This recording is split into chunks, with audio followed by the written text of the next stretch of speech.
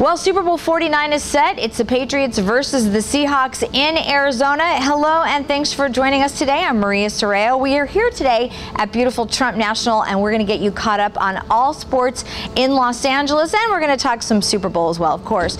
We'll have the latest on Kobe Bryant and his injury. Will he play any more this season? We're going to let you know that as well. You're going to meet a member of the Clippers Spirit Dance team and an exclusive story about a young medical student that you will only see right here on Playing the Field. All right, but first up, it's all about the silver and black. That's right, we've got one of the Raiders joining us, so don't go away. We'll be right back. Now, we may not have a football team here in Los Angeles, but we have lots of Raider fans, and they will love my next guest, Mr. Donald Penn. You play for the Silver and Black. Thanks for joining us today. Thanks for having me. Of course. Now, you do Super Bowl week, and we're going to talk some Super Bowl, but we've got some big news for you and your team. You have a new head coach in Jack Del Rio. Yeah, we do. I'm excited, man. I'm really excited. Excited to get this thing turned around. Yep. It's been a rough season last year. We had ups and downs, but we're looking forward to seeing what Jack Del Rio is going to do. He did great things in Jacksonville, turned them around. He did. And he did a lot of good things in Denver with the defensive coordinator. So I'm really looking forward to see what he can do with Khalil Mack. Yeah. Oh, and I think he's going to have fun with him, no doubt. Yeah. Have you had a chance to talk to Coach yet, or? Nah, not yet. I haven't. You know, with everything's going on right now, I'm just giving them a little time to get settled in and get in. You know, he's probably traveling back and forth trying to get everything settled away. I'm gonna give him a call probably about 2 more weeks after Super Bowl's over. Okay. Give him a call then, because I know he's probably super busy right now. Right. Okay, now 3 games you won last year, but first we have to talk about the 49ers, because, you know, in the Bay Area. Jump to that one, huh? Yeah, we have to jump to that, because in the Bay Area, if you beat the 49ers, you pretty much won the Super Bowl. You know the Bay Area fans, that's a huge rivalry, and not only that, but you scored a touchdown in that game. Take me through that. Yeah, it was good. It was good. It's crazy because I was at the barbershop that Friday before the game, and, you know, some guys in there, they're Raider fans, they're like, some are 49er fans, and one was like, you know, Donald, he's like, season ain't been going too well. This is like our Super Bowl. He's like, you got to get this on floor. He's like, no, this is our Super Bowl. He's like, all Raider fans are Super Bowl. So it was good to get that win, but that play we had it in, I caught it against them the first time. I caught the touchdown a couple years ago when Greg Olsen was the coordinator, and we put it in that week, and I was surprised that they were going to call it, but they called it early and quick, and I was a little nervous because Justin Smith was lined up next to me. He was. When we did the year before that, and he was there this year, but, you know, it worked out, and, you know, I grew up a Raider fan, so it was always a dream to jump in the black hole. So when I caught the ball, I beeline straight to the black hole. Like, my team was trying to congratulate me. I'm like, I'm getting to the black hole. I wanted to do it so bad, I had to jump in there. What's it like to jump into that black hole? Oh, it was so fun. I had to hold on to the ball because I wanted to keep it. Because they were trying to knock the ball out of my hands, or got beer spilled on me. It's all part of that moment. It's a great experience. Yeah, it is. And for a guy like you, let's face it, you know, offensive line guy, you never even see the ball. Oh, yeah, you never do. So I love doing it. I'll do it all over again if I had the chance. You know, I want to talk about your quarterback and Derek Carr, too, because he is a guy who's maturing, I think, by leaps and bounds. And we saw so much of that last season. And I think he is real close to being at that next level next year for sure. Oh, yeah, he is. And he's just made so many strides this year. And things you guys don't see is he's just so calm, and he's such a great leader, and he's always positive, and he's always keeping everybody upbeat and up-tempo at practice, even in the huddle during the game. And, you know, outside people don't see that, but we know that. And it's something you don't really see in a young guy like that, you know, a young quarterback like that. So showing those qualities early is very impressive, and him being a leader. I told him this offseason, you know, relax. And I said, enjoy it. And I told him this year, I said, you know, start studying some of the things that you did this year. You know, I said, sit back when you get a chance and, you know, watch and see some things you could have did different and stuff like that. I told him to start watching like some of the other guys, like some of the top guys in the league and stuff. I said, see what they do, you know, and try to evolve that in your game. And, you know, he's like, I'm already ahead of you. I already got stuff set up and stuff like that. So when a guy like that, you can't ask for more. You know, you've been in the league a while. What made you decide to come to the Raiders? Because you pretty much could have gone anywhere you wanted to, but you chose the silver and black. Why? Well, I had a couple other choices, and, you know, one of them where I really was really considering was my second choice was Washington Redskins, but I had a good relationship with Bruce Allen and Raheem and all those guys from Tampa. But I wasn't ready to play right tackle, and they wanted me to play right tackle because you know, they got a stud in Trent Williams. They do, that's true. He's my guy. And, yeah. They got a stud over there, and I wasn't ready to do that. And, you know, playing closer to home has always been a dream. You know, growing up, my dream was to play for the Lakers, you know, play basketball. Then when I started playing football, the dream turned to play somewhere close. You know, back then it was the Raiders or the Rams, and then I went to Arizona or Oakland or San Fran, and being able to play for home and then play for a team you grew up cheering for. It doesn't get any better than that. Especially when they're down too, being able to go there and maybe be able to help turn it around. You know, all that stuff put together, it was so enticing. And I had to take it. You know what? There's a lot of young guys on the team. It's a very young roster, but one of the veteran guys, Charles Woodson, is coming back next season. That's got to be amazing for you guys. I love it. Isn't it? I love it. I'm so happy. I'm so happy to hear that.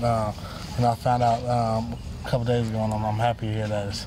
It's great, man, because he's a vocal leader. He is.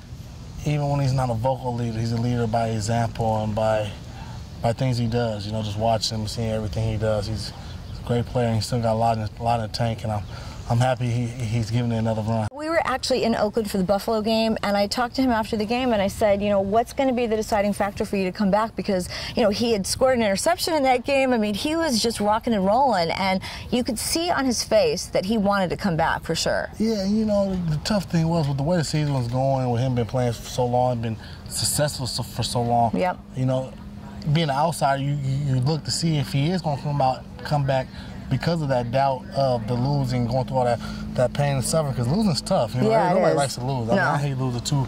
He's a competitor. He hates losing. But knowing that he's giving that will and giving that belief in Coach Del Rio and them, that incites me too, because I haven't met him. And knowing that Charles has signed, that doesn't mean he sat down and talked to him and met him already. He sees something. So he's not coming back for no reason. I'm looking forward to that. So that's making me more excited too. You know, the Raiders were in most of the games last year. What do you think the little corrections are going to be?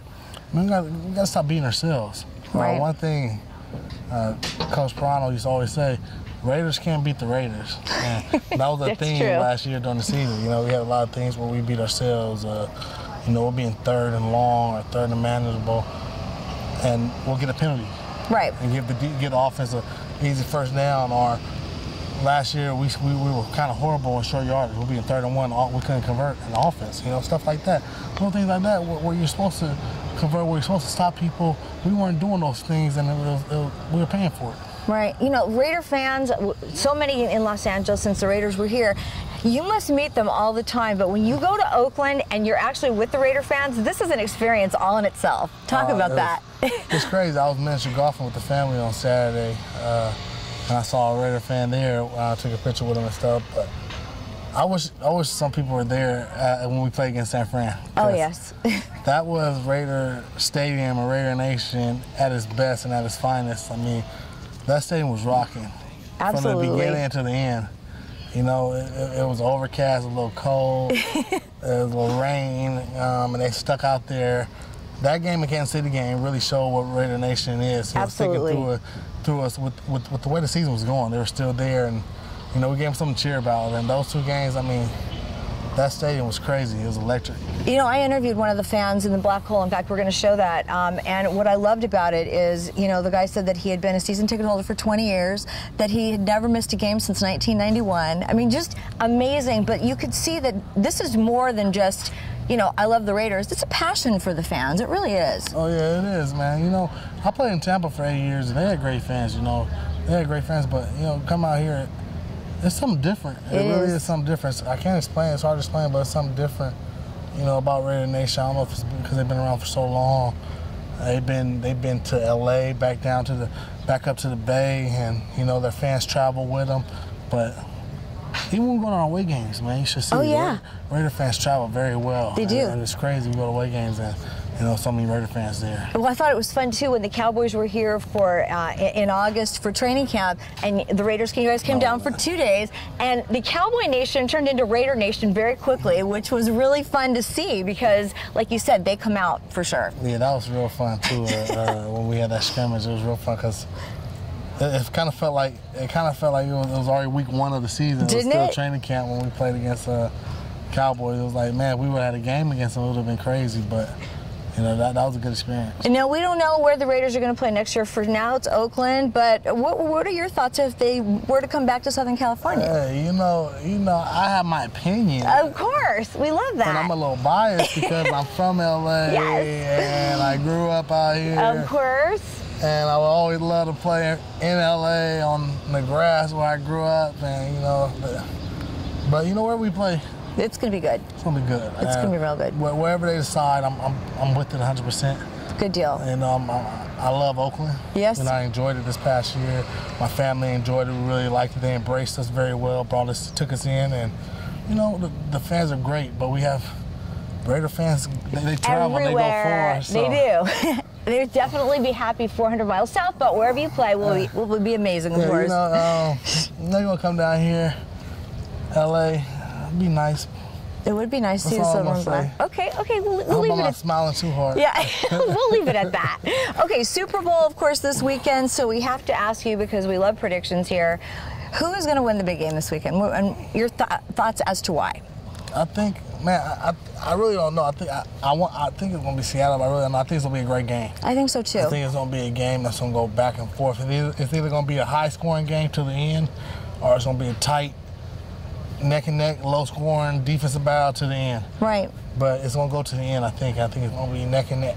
Well, all I can say is the Patriots better look out next year, or everybody in the AFC, because the Raiders are coming on. They're coming hard. And the Super Bowl will be in the Bay Area. I'm not saying anything. I'm just saying that might work out good for the silver and black. It might, too. You know, they got lucky this year. They did, see? Yeah, they did. They snuck one out. They did. What's your feelings about the whole Deflategate and the ball and all that? You think that there's anything to it, or every team likes balls differently anyway, don't they? It's hard to determine right now until everything comes out. I think so.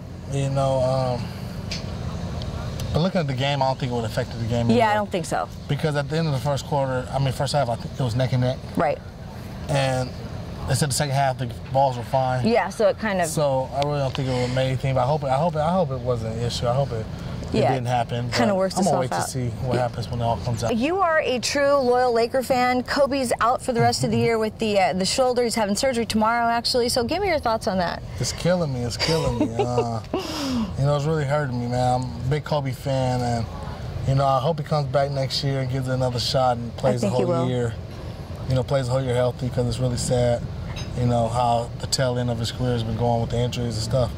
With all the good stuff he's done. Yeah.